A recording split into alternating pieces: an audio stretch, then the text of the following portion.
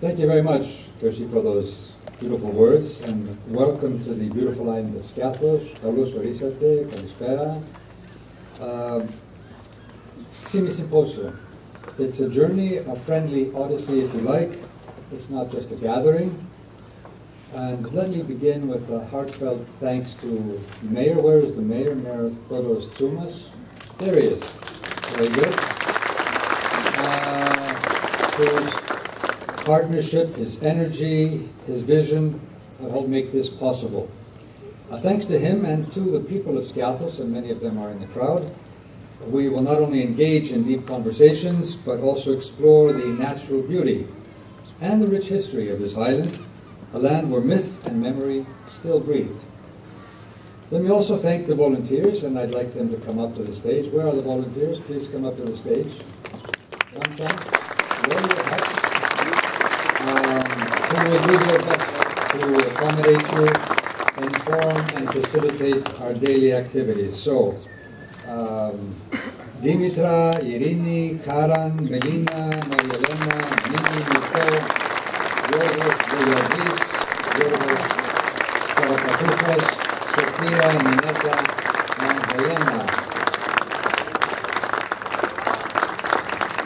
So, please come up and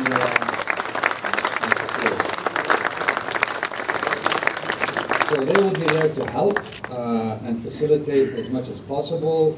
So I just wanted you to see their faces.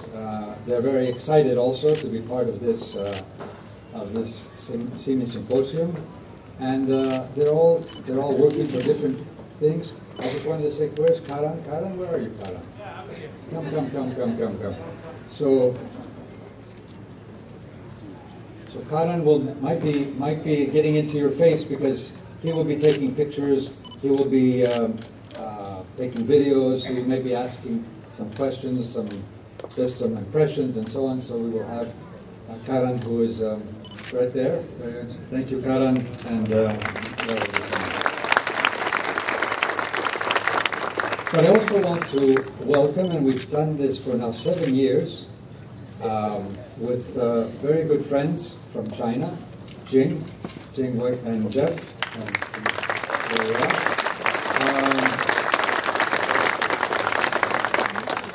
Sorry, because this thing just went blank. So we have a group, which we've done for 7 years now, of young fellows, of students, whether in high school or even in college, and they come and they do a parallel session with us, and they also meet with many of you. So please stand up. The Agora Project.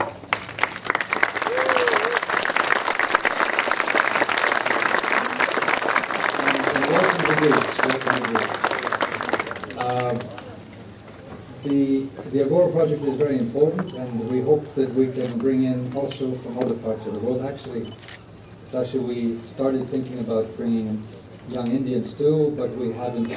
COVID came, and then we abandoned that thought, but we'll start again. Of course, we have people from around the Balkans, Albania, Hoşgel Deniz to our Turkish friends, very welcome, and North Macedonia, Bulgaria, Romania.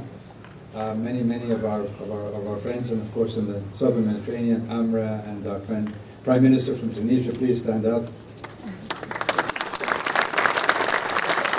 And many others. So Sími, as Kirsi said, is not a typical conference, and it never has been. But it's something much older and perhaps maybe more urgent today than ever before. It is a symposium in ancient Greek sense, where we gather as equals, not to compete or perform, but to listen, to think, to dream, to question together. We try to avoid hierarchies as well as ties, yet every voice matters, every silence too. We walk, we talk, we reflect. We allow the sea breeze, the light, and a good question to spark our imagination. We allow poetry, music, dance, even laughter, or sorrow, to say things our policy papers never could. And above all, we connect, as Kirsti said. Perhaps the most profound experience of the Símis Symposium is our friendships. New and old, deeper bonds we build. In a world torn by division and distrust, being and imagining together is one of the most hopeful acts of our time. So each year, Simi is different. New islands, new participants, welcome, new historical crossroads. When we began this journey 27 years ago, the world was brimming with optimism. The Cold War was over, walls were falling, global cooperation seemed not only possible, but inevitable. There was a time of possibility, a time when we believed we could shape the future with our shared values of democracy, of peace, of human dignity, social justice, sustainability. A time of unbounded hope. Have we lost hope? Or is there still a glimmer left inside that Pandora's box, waiting, urging us to open it once more? Well, that is why we're here, together. Because we refuse to let possibility die, imagination fade, or our shared spirit disappear. We gather here because we believe deeply that a better world is possible. And even in the darkest times, we still hold faith in something powerful, the ability of people to act, to care, to change the course of history together. Yet we are here also this year because we are deeply concerned. We are concerned about the climate crisis driven by a fossil fuel economy. Kundi, where are you? There you are. That is literally setting our planet on fire. Here on this island, in Skyathus, we feel its effects. Droughts, fire warnings, a fragile ecosystem under stress. Of course, this week we've prayed to God Zeus that the weather will be cool enough so that we can even sit outside and do our symposium. We are, of course, concerned about soaring inequalities. We are concerned about the corrosive effects they have on our democracies and societies, where economic power has become political power, where transnational corporations are mightier than states, and public debate is distorted through private algorithmic platforms, where a new oligarchy, and we'll be talking about our experts here who are working on oligarchies, capture our institutions, erode trust, spread disinformation, sometimes silence dissent. We are concerned about technology without ethics. Welcome our participants from Silicon Valley. Whether AI, quantum computing, biotechnology, or autonomous weapons, we face a stark choice. Will we use these tools to empower humanity or to control it, to liberate or to surveil, to equalize opportunity or to entrench power, to deepen democracy or militarize our fears? We are concerned, horrified, repulsed by the brutalities, the dark side of humanity, degrading fellow human beings, their dignity, their lives, their future in the Middle East, daily in Gaza, the civil war in Sudan, the incessant nighttime drones over Ukraine. This year's symposium takes place amid a global tide of authoritarianism, subtle or blatant, creeping or crashing across the world. Rights are under siege, freedoms are rolled back, dissent is criminalized, and scapegoats everywhere. Migrants, minorities, the vulnerable, blamed for crisis they did not cause.